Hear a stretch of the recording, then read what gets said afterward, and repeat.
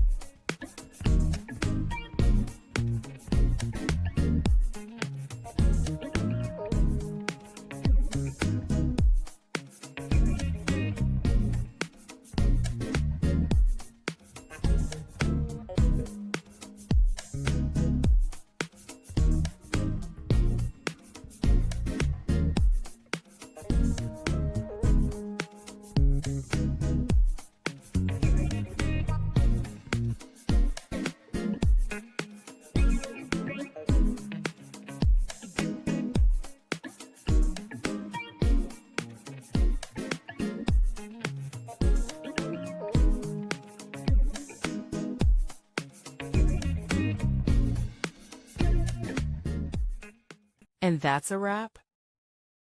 I hope you found the answer you were looking for. If you did, take a second to hit that subscribe button. It really helps out.